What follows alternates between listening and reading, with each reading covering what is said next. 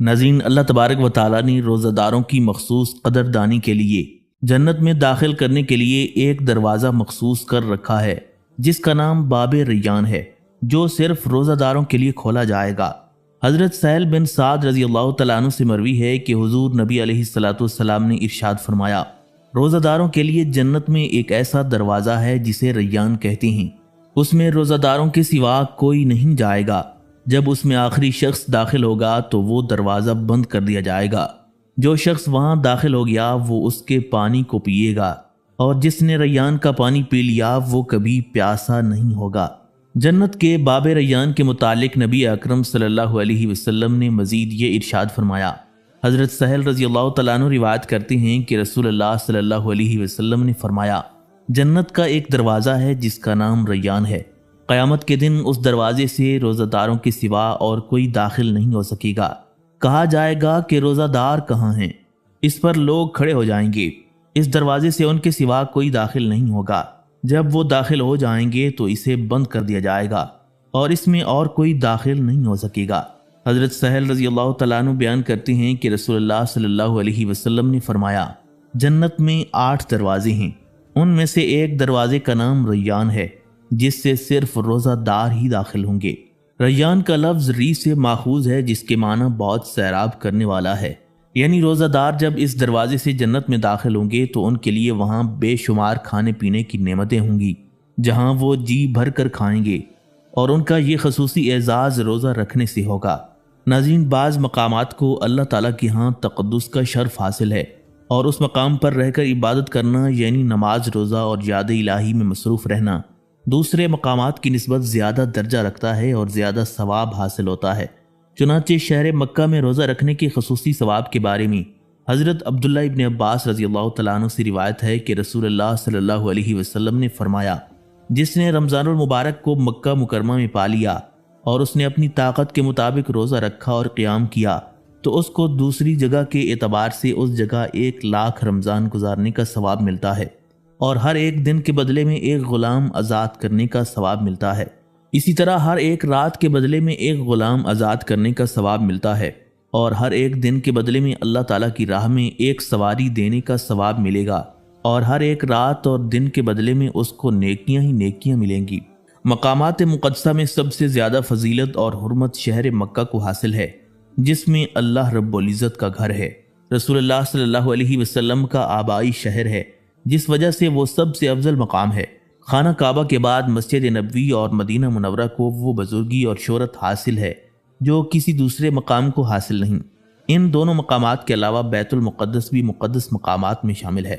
روزہ داروں کی حوصلہ افزائی کے لیے اللہ تعالیٰ کے محبوب صلی اللہ علیہ وسلم نے اس بو کی بھی تعریف کر دی ہے جو روزہ دار کے منہ میں روزہ رکھنے کے باعث پیدا ہوتی ہے، یعنی روزہ دار کے منہ کی بو اللہ تبارک و تعالیٰ کے نزدیک مشک خالص کی خوشبو کی طرح ہوتی ہے۔ حضرت ابو ہریرہ رضی اللہ تعالیٰ عنہ سے روایت ہے کہ رسول اللہ صلی اللہ علیہ وسلم نے فرمایا، روزہ گناہوں کے لیے ڈھال ہے، اس بنا پر کہ اس میں نہ تو فحش کام کیا جائے اور نہ جہالت کی بات کی جائے۔ اگر کوئی شخص اس روزہ دار سے جھگڑے یا گالی دے تو یہ کہہ دے کہ میں روزہ سے ہوں، 2 بار کہہ دے، قسم ہے اس ذات کی جس کے قبضہ قدرت میں میری جان ہے، روزہ دار کے منہ کی بو اللہ کے نزدیک مشک کی خوشبو سے بہتر ہے، وہ کھانا پینا اور مرغوبات محض میرے لیے چھوڑتا ہے، روزہ خاص میرے لیے ہے اور میں ہی اس کا صلہ دیتا ہوں، اور ہر نیکی پر 10 گنا ثواب ملتا ہے۔ ناظرین، حدیث شریف میں آیا ہے کہ قیامت کے دن ایک گنہگار دوزخ میں ڈالا جائے گا، آگ اس سے بھاگے گی۔ داروغہ جہنم حضرت مالک دوزخ کی آگ سے کہیں گے، تو اسے کیوں نہیں پکڑتی؟ آگ عرض کرے گی، میں اسے کیسے پکڑوں؟ اس کے منہ سے روزے کی بو آتی ہے۔ حضرت مالک علیہ السلام اس گنہگار سے پوچھیں گے، کیا تو روزہ دار مرا تھا؟ وہ کہے گا، جی ہاں۔ حضور نبی اکرم صلی اللہ علیہ وسلم کے دور اقدس میں جنگوں کے موقع پر لڑنے کے لیے تلوار اور ڈھال استعمال ہوتی تھی۔ تلوار سے لڑنے والا دوسرے کے جسم پر زخم لگانے کے لیے حملہ کرتا تھا، جبکہ تلوار کے اس وار کے سامنے ڈھال کر دی جاتی، جس سے تلوار کا وار جسم کو نقصان پہنچائے بغیر خالی رہ جاتا۔ اس لیے ڈھال کا استعمال اپنے آپ کو بچانے کے لیے کیا جاتا تھا۔ روزہ کو کنایہ کے طور پر ڈھال کی مانند قرار دیا گیا ہے کہ جس طرح ڈھال انسان کو تکلیف ملنے سے بچاتی ہے، اسی طرح روزہ انسان کو برائیوں سے بچاتا ہے۔ مطرف سے روایت ہے کہ عثمان بن ابی العاص ثقفی نے مطرف کے پینے کے لیے دودھ کا پیالہ منگوایا۔ انہوں نے جواب دیا کہ میں روزہ سے ہوں۔ عثمان نے بیان کیا کہ حضور نبی علیہ الصلوۃ والسلام نے ارشاد فرمایا تھا، روزہ دوزخ سے ڈھال کی طرح ہے، جیسے تم لوگ جنگ میں ڈھال سے اپنا بچاؤ کرتے ہو۔ حضرت معاذ بن جبل رضی اللہ تعالیٰ عنہ سے مروی ہے کہ سرکار دو عالم صلی اللہ علیہ وسلم نے ارشاد فرمایا، روزہ ڈھال ہے۔ حضرت ابو عبیدہ رضی اللہ تعالیٰ عنہ سے مروی ہے کہ میں نے رسول اللہ صلی اللہ علیہ وسلم کو ارشاد فرماتے ہوئے سنا، روزہ آدمی کے لیے ڈھال ہے جب تک کہ وہ اس کو پھاڑ نہ ڈالے۔ ناظرین، روزہ دار کو روزہ رکھنے میں کچھ مشقت اٹھانا پڑتی ہے جس سے باطنی صفائی ہوتی ہے۔ اس بنا پر روزہ کو جسم کی زکوٰۃ بھی کہا جاتا ہے۔ حضرت ابو ہریرہ رضی اللہ تعالیٰ عنہ سے روایت ہے کہ رسول اللہ صلی اللہ علیہ وسلم نے ارشاد فرمایا، ہر چیز کی زکوٰۃ ہے اور جسم کی زکوٰۃ روزہ ہے۔ اور محرز نے اپنی حدیث میں اتنا اضافہ کیا کہ رسول اللہ صلی اللہ علیہ وسلم نے فرمایا، روزہ آدھا صبر ہے۔ رمضان المبارک کا آغاز ہوتے ہی شیاطین کو قید کر دیا جاتا ہے۔ اس کے متعلق حضور نبی علیہ الصلوۃ والسلام کی احادیث مبارکہ یہ ہیں۔ حضرت ابو ہریرہ رضی اللہ تعالیٰ عنہ سے مروی ہے، حضور نبی علیہ الصلوۃ والسلام نے ارشاد فرمایا، جب ماہ رمضان آتا ہے تو آسمان کے دروازے کھول دیے جاتے ہیں اور جہنم کے دروازے بند کر دیے جاتے ہیں اور شیطانوں کو زنجیروں سے باندھ دیا جاتا ہے۔ ایک اور حدیث مبارکہ میں یہی بات یوں بیان کی گئی ہے، جب رمضان کی پہلی رات ہوتی ہے تو شیطان اور سرکش جنات باندھ دیے جاتے ہیں، دوزخ کے دروازے بند کر دیے جاتے ہیں اور ان میں سے کوئی دروازہ کھولا نہیں جاتا، جنت کے دروازے کھول دیے جاتے ہیں اور ان میں سے کوئی بند نہیں کیا جاتا، اور ایک آواز دینے والا آواز دیتا ہے کہ اے خیر کے متلاشی ادھر آ، اور اے برائی کے متلاشی برائی کم کر۔ اور ہر رات میں اللہ تعالیٰ لوگوں کو دوزخ سے نجات دیتا ہے۔ حضرت حذیفہ رضی اللہ تعالیٰ عنہ روایت کرتے ہیں کہ حضرت عمر رضی اللہ تعالیٰ عنہ نے فرمایا، فتنے کے متعلق رسول اللہ صلی اللہ علیہ وسلم کی احادیث زیادہ کسے یاد ہیں؟ حضرت حذیفہ رضی اللہ تعالیٰ عنہ بولے کہ میں نے آپ کو کہتے ہوئے سنا کہ انسان کی آزمائش اس کی اہل و عیال، اس کے مال اور پڑوس میں ہوتی ہیں، نماز، روزہ اور صدقہ اس کے لیے کفارہ ہے۔ حضرت عمر رضی اللہ تعالیٰ عنہ نے فرمایا، میں یہ نہیں پوچھ رہا، میری مراد تو یہ ہے کہ جو سمندر کی موجوں کی طرح لہریں مارے۔ کہا گیا کہ اس کے آگے ایک دروازہ بند ہے۔ پوچھا، کھولا جائے گا یا توڑا جائے گا؟ کہا، توڑا جائے گا اور پھر قیامت تک بند نہیں ہوگا۔ ہم نے مسروق سے کہا، ان سے پوچھو۔ حضرت عمر رضی اللہ تعالیٰ عنہ کو معلوم تھا کہ وہ دروازہ کون ہے۔ مسروق نے ان سے پوچھا تو وہ بولے، ہاں، انہیں جس طرح کل دن کے بعد رات آنے کا یقین ہے۔ حضرت اعمش حضرت خیثمہ رضی اللہ تعالیٰ عنہ سے نقل کرتے ہیں کہ ایک رمضان دوسرے رمضان تک، اور ایک حج دوسرے حج تک، اور ایک جمعہ دوسرے جمعہ تک، اور ایک نماز دوسری نماز تک کے گناہوں کا کفارہ بنتی ہے، جبکہ انسان کبیرہ گناہوں سے بچتا رہے۔ رمضان المبارک بخشش اور مغفرت کا مہینہ ہے۔ اس میں اللہ تعالیٰ اپنے بندوں پر بڑا مہربان ہو جاتا ہے کہ جو خلوص نیت سے اپنے گناہوں کی بخشش طلب کرے تو اللہ تبارک و تعالیٰ اسے معاف کر دیتا ہے۔ اس لیے اس ماہ مبارک میں کثرت سے توبہ کرنی چاہیے تاکہ اللہ تعالیٰ معاف کر دے۔ مگر جو شخص رمضان المبارک میں بھی اپنے برے اعمال کی بنا پر خداوند تعالیٰ کی رحمت سے محروم رہے تو یقیناً وہ بد قسمت ہے۔ اس کے متعلق رسول اکرم صلی اللہ علیہ وسلم کا ارشاد گرامی ہے۔ حضرت کعب بن عجرہ رضی اللہ تعالیٰ عنہ کہتے ہیں کہ ایک مرتبہ نبی کریم صلی اللہ علیہ وسلم نے ارشاد فرمایا، ممبر کے قریب ہو جاؤ۔ ہم لوگ حاضر ہو گئے۔ جب حضور علیہ الصلوۃ والسلام نے ممبر کے پہلے درجے پر قدم مبارک رکھا تو فرمایا آمین، جب دوسرے پر قدم رکھا تو پھر فرمایا آمین، جب تیسرے پر قدم رکھا تو پھر فرمایا آمین۔ جب آپ خطبہ سے فارغ ہو کر نیچے اترے تو ہم نے عرض کیا، یا رسول اللہ صلی اللہ علیہ وسلم، ہم نے آج آپ سے ممبر پر چڑھتے ہوئے ایسی بات سنی جو پہلے کبھی نہیں سنی تھی۔ حضور نبی علیہ الصلوۃ والسلام نے ارشاد فرمایا، اس وقت جبرائیل علیہ السلام میرے سامنے آئے تھے۔ جب پہلے درجے پر میں نے قدم رکھا تو انہوں نے کہا کہ ہلاک ہو وہ شخص جس نے رمضان کا مبارک مہینہ پایا پھر بھی اس کی مغفرت نہ ہوئی۔ میں نے کہا آمین۔ پھر جب میں دوسرے درجے پر پہنچا تو انہوں نے کہا کہ ہلاک ہو وہ شخص جس کے سامنے آپ کا ذکر مبارک ہوا اور وہ درود نہ بھیجے۔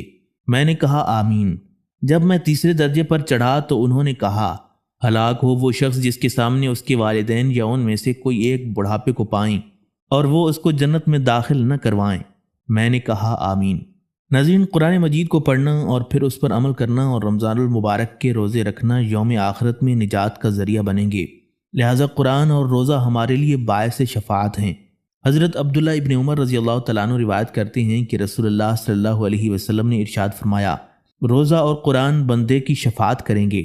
روزہ کہے گا، خداوندہ میں نے اس کو دن میں کھانے اور خواہشات کی تکمیل کرنے سے روکے رکھا تھا، لہٰذا اس کے حق میں میری شفاعت کو قبول فرما۔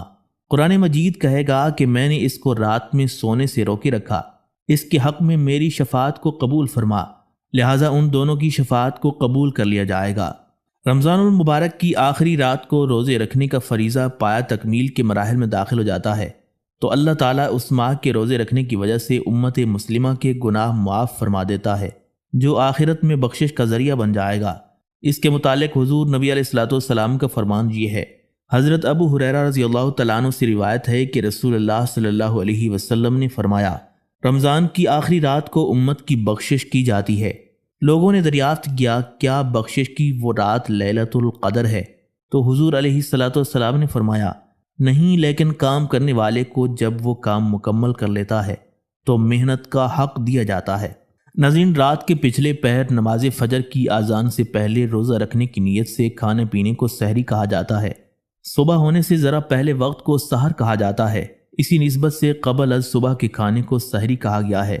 یہ وقت اللہ تعالیٰ کو بہت پسند ہے، کیونکہ اس وقت میں اللہ کے خاص بندے اسے یاد کرتے ہیں، اس کے حضور سجدہ ریزی کرتے ہیں اور اس کی بارگاہ میں التجائیں کرتے ہیں، اس لیے سحری کو اس وقت کے لیے منتخب کیا گیا ہے۔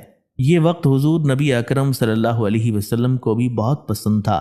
آپ اس وقت میں نماز تہجد ادا کیا کرتے تھے۔ جب روزے فرض ہوئے تو اللہ تعالیٰ نے اس وقت کھانے پینے کی اجازت عطا فرما دی، جو سحری کے نام سے منسوب ہوئی۔ حضور سید عالم صلی اللہ علیہ وسلم اس وقت کچھ نہ کچھ ضرور تناول فرماتے تھے، اسی وجہ سے سحری کے وقت ہمارے لیے روزہ کی نیت سے کھانا پینا سنت قرار پایا ہے۔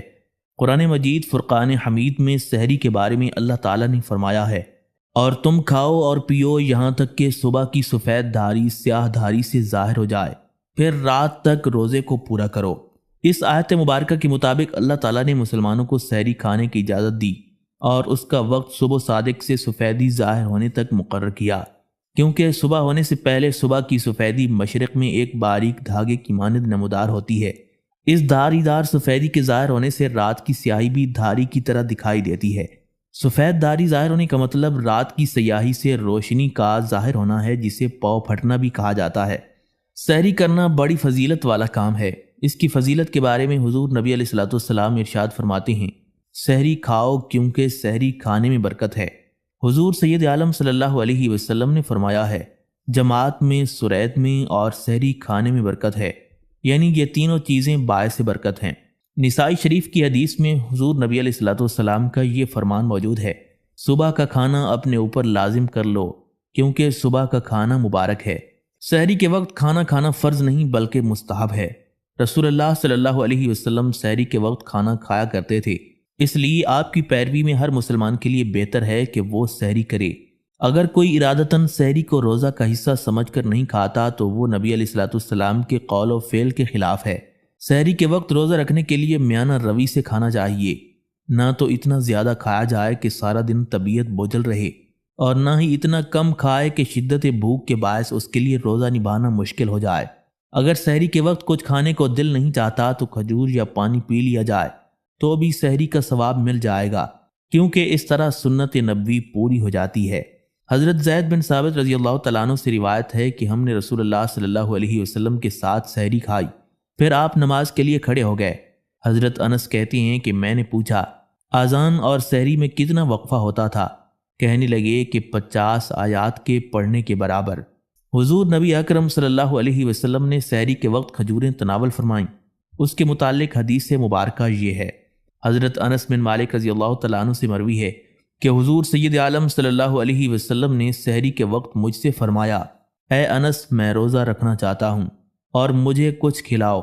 میں نے کھجور اور پانی کا ایک برتن حاضر خدمت کر دیا۔ کھجور میں انسان کے جسم کے لیے تمام غذائی ضروریات پوری کرنے کی صلاحیت ہے، لہٰذا اگر کوئی اور غذا نہ مل سکے یا سنت رسول کی پیروی میں کھجور ہی سے سحری کی جائے تو یہ انسانی قوت کے لیے کافی ہوگی، اور اس کی افادیت کے پیش نظر ہی اسے سحری کے لیے بہترین قرار دیا گیا ہے۔ صوفیاء سحری کے وقت نہایت ہی قلیل غذا استعمال کرتے ہیں، کیونکہ عوام الناس ان کے تقوی تک نہیں پہنچ سکتے، اور کئی صوفیات تو رسول اللہ صلی اللہ علیہ وسلم کے اس ارشاد گرامی پر عمل کرتے ہیں جس میں آپ نے فرمایا ہے کہ مومن کے لیے بہترین سحری کھجور ہے۔ اگر رات کو سحری کھانے کے لیے آنکھ نہ کھلے، سب کے سب سوئے رہیں، تو بغیر سحری کھائے 8 پہر کا روزہ رکھ لیا جائے اور روزہ کی نیت کر لی جائے تو اس طرح بھی روزہ ہو جائے گا۔ لیکن اس طرح سحری چھوٹ جانے سے روزہ چھوڑ دینا اچھی بات نہیں، بلکہ روزہ چھوڑنا کم ہمتی کی دلیل ہے۔ لہٰذا بحالت مجبوری 8 پہر کا روزہ رکھنے کی بھی گنجائش ہے۔ اگر اس طرح روزہ نہ رکھا تو روزہ چھوڑنے کی قضا لازم آئے گی۔ یاد رہے کہ سحری روزہ کی ضروری شرائط میں سے نہیں ہے۔ سحری کھانے کے بغیر بھی روزہ ہو جاتا ہے، لیکن یہ ایک عظیم سنت ہے، لہٰذا اسے چھوڑنا مناسب نہیں ہے۔ روزہ کھولنے کو افطار کہا جاتا ہے۔ سحری کے وقت روزہ رکھ کر کھانے پینے کی جو پابندی لگتی ہے وہ شام کے وقت ختم ہو جاتی ہے۔ اس پابندی کے اٹھ جانے کو افطار سے تعبیر کیا جاتا ہے، کیونکہ ارشاد باری تعالیٰ ہے ثم اتم الصیام الی اللیل، پھر روزے کو رات تک پورا کرو۔ اسلام میں روزے کو افطار کرنے کا مسنون وقت غروب آفتاب ہے، جس کے متعلق بخاری شریف کی حدیث مبارکہ ہے۔ حضرت عمر بن خطاب رضی اللہ تعالیٰ عنہ روایت کرتے ہیں کہ رسول اللہ صلی اللہ علیہ وسلم نے فرمایا، جب رات اس طرف سے آئے اور دن اس طرف چلا جائے اور سورج غروب ہو جائے تو روزہ دار کے افطار کا وقت ہو گیا۔ اس سے یہ بات عیاں ہوتی ہے کہ جب سورج غروب ہو جائے اور مشرق کی جانب سے رات کی تاریکی چھانا شروع ہو جائے تو وہ اس بات کی علامت ہے کہ روزہ افطار کرنے کا وقت ہو گیا ہے۔ ایک حدیث میں ہے حضور نبی علیہ الصلوۃ والسلام نے فرمایا، میری امت میرے طریقے پر رہے گی جب تک افطار میں ستاروں کا انتظار نہیں کرے گی، لہٰذا افطاری میں اتنا انتظار کرنا کہ خوب ستارے نکل آئیں جائز نہیں ہے۔ مستحب وقت یہی ہے کہ غروب ہونے کے بعد روزہ افطار کر لیا جائے۔ رزق حلال سے جو میسر ہو اس سے روزہ افطار کیا جائے، مگر نبی پاک صلی اللہ علیہ وسلم کی سنت یہ ہے کہ روزہ کھجور یا پانی سے افطار کیا جائے، اور آپ صلی اللہ علیہ وسلم کا بھی یہی طریقہ تھا کہ آپ تازہ کھجور سے افطار کرتے تھے۔ اگر کھجور نہ ملتی تو چھواروں سے روزہ افطار کر لیتے، اور اگر اتفاق سے وہ بھی نہ ملتے تو پانی کے 1-2 گھونٹ پی کر روزہ افطار فرماتے تھے۔ حضرت سلمان فارسی رضی اللہ تعالیٰ عنہ سے روایت ہے کہ رسول اللہ صلی اللہ علیہ وسلم نے ارشاد فرمایا، جب تم میں سے کوئی افطار کرے تو کھجور سے کرے، اگر کھجور میسر نہ ہو تو پانی سے، کیونکہ یہ ایک پاک شے ہے۔ حضرت انس بن مالک رضی اللہ تعالیٰ عنہ سے روایت ہے کہ رسول اللہ صلی اللہ علیہ وسلم نے ارشاد فرمایا، جو شخص کھجور پائے تو اس سے افطار کرے، اور جسے نہ ملے تو پانی سے افطار کرے، کیونکہ پانی پاک کرنے والا ہے۔ روزہ افطار کرتے وقت اس امر کا خاص خیال رکھیں کہ جس چیز سے بھی روزہ افطار کیا جائے وہ رزق حلال میں سے ہو۔ اللہ کے خاص اور نیک بندے اسی بات کا ضرور خیال کرتے ہیں کہ وہ روزہ اس چیز سے ہی کھولتے ہیں جس پر انہیں پورا بھروسہ ہوتا ہے کہ وہ حلال کمائی سے ہے۔ اس لیے مساجد میں لوگوں کے افطار کے لیے بھیجی ہوئی اشیاء سے صوفیاء ہمیشہ گریز کرتے ہیں کہ کیا معلوم وہ حلال کمائی سے ہے کہ نہیں۔ روزہ افطار کرنے کا بہترین مقام تو مسجد ہے۔ اگر مسجد میں روزہ نہ کھولے تو جس جگہ پر افطاری کا وقت آ جائے افطار کر لے۔ افطار کے سلسلے میں مساجد میں روزہ داروں کی افطاری کے لیے کھانے پینے کی اشیاء بھیجنا بھی عین ثواب کا کام ہے۔